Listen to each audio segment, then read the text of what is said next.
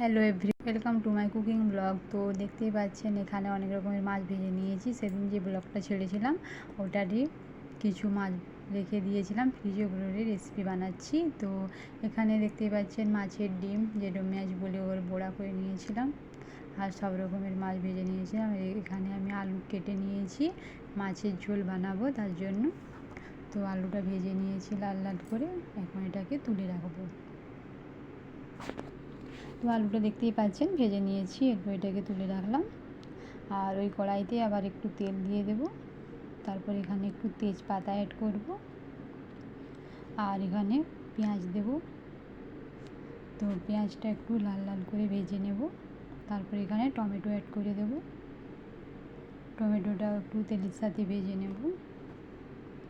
আর এখানে আমি লঙ্কার গুঁড়ো 1 চামচ মতো দিচ্ছি, কারণ তেলে লঙ্কার গুঁড়ো দিলে ওর ভালো রঙ আসে, তার জন্য এখানে আমি অ্যাড করে দিলাম লঙ্কার গুঁড়ো।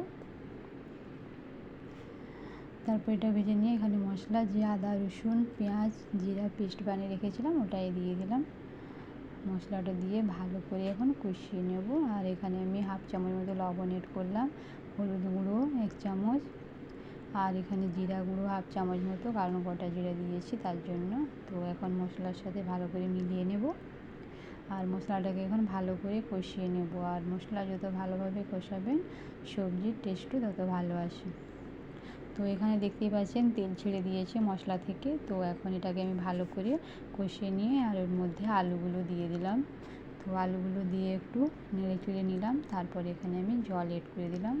তো পরিমাণ মতো জল দেব, আপনারা যে যেমন পছন্দ করেন সেই অনুযায়ী জলটা দেবেন। তো এখানে আমি দিয়েছি মাছের একটু পাতলা পাতলা ঝোলই ভালো, তার জন্য। তো এখন এটা ফুটে গেছে, তারপর এখানে আমি মাছগুলো অ্যাড করে দিলাম। এগুলো রুই মাছ ছিল, ওগুলোরই আমি আজকে ঝোল বানাচ্ছি। তো দেখতেই পাচ্ছেন এখানে আলু সিদ্ধ হয়ে গেছে আর মাছের ঝোল হয়ে গেছে। এখন একটু ধনেপাতা দিয়ে আর নামিয়ে নেব। তো ধনেপাতা দিয়ে একটু ফুটিয়ে নিলাম। আর দেখতেই পাচ্ছেন মাছের ঝোল রেডি। তো এটাকে এখন নামিয়ে রাখবো। আর ওই কড়াতে আবার তেল দিলাম, এরপর এখানে একটু পেঁয়াজ দেব। এখন মাছের সরষে দিয়ে শিঙি মাছের চচ্চড়ি বানাবো, যেটা ট্যাংরা মাছ বলে থাকি। তো এখানে তেলে দিয়ে দিলাম পেঁয়াজ আর টমেটো। এখন এটাকে ভালো করে একটু ভেজে নেব। আর এখানে একটু লবণ দিলাম, তা লবণটা দিলে টমেটোটা খুব তাড়াতাড়ি গলে যায়। আর এখানে যে সরষে বেটে রেখেছিলাম সরষের বাটা দিলাম, আর এখানে একটু মশলার যেটা আদা রসুন পেঁয়াজের পেস্ট ছিল ওটা একটু অ্যাড করলাম।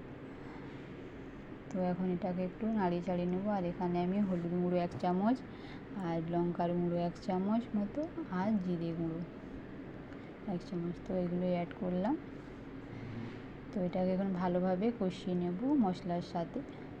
তো দেখতেই পাচ্ছেন এভাবে কষিয়ে নেব। তারপর এটার থেকেও তেল ছেড়ে দিয়েছি, এখন এটাতে আমি পরিমাণ মতো জল ঢেলে দেবো। তো জল ঢেলে দিলাম, এখন এটাকে ফুটিয়ে নেব। ফুটে গেলে মাছগুলোকে ওর মধ্যে ছেড়ে দেবো।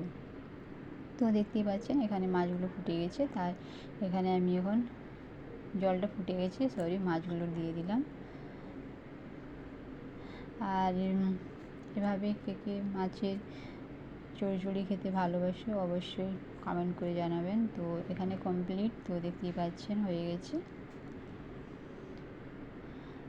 এরকম একটু মাখা মাখা করে নেব যাতে বেশি জল না থাকে। এখন আমি গ্যাসের ফ্লেম বন্ধ করে রেখে দেবো।